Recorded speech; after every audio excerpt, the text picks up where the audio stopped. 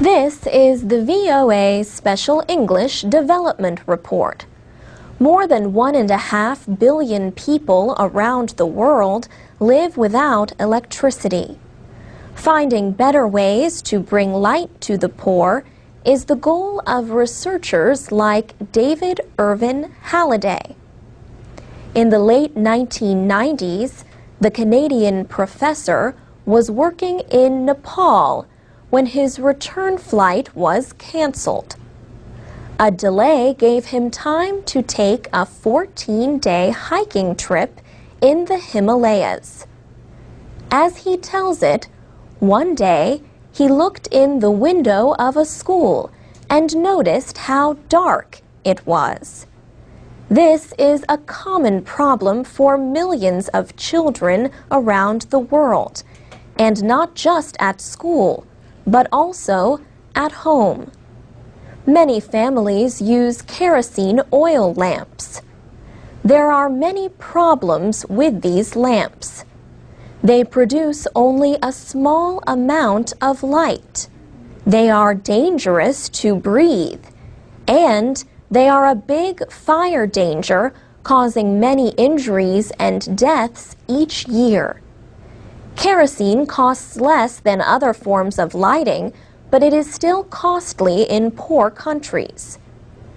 Professor Irvin Halliday says many people spend well over $100 a year on the fuel. When he returned to Canada, he began researching ways to provide safe, clean, and affordable lighting. He began experimenting with light-emitting diodes, LEDs, at his laboratory at the University of Calgary in Alberta. As a professor of renewable energy, he already knew about the technology.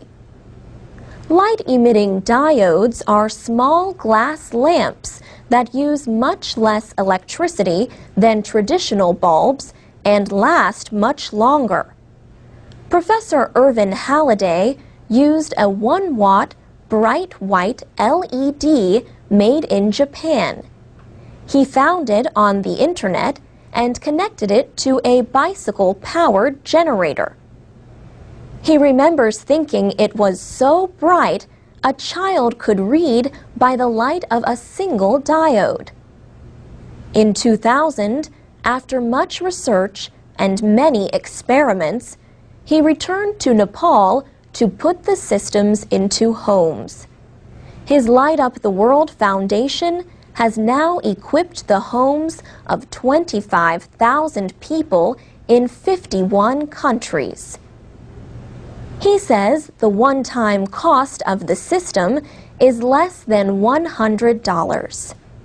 So 1 year of kerosene would pay for a solid-state lighting system. Now, his aim is to develop a lower-cost lighting system.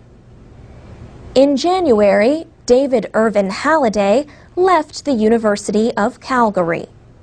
He has also decided to give up leadership in the Light Up the World Foundation to start a company in India.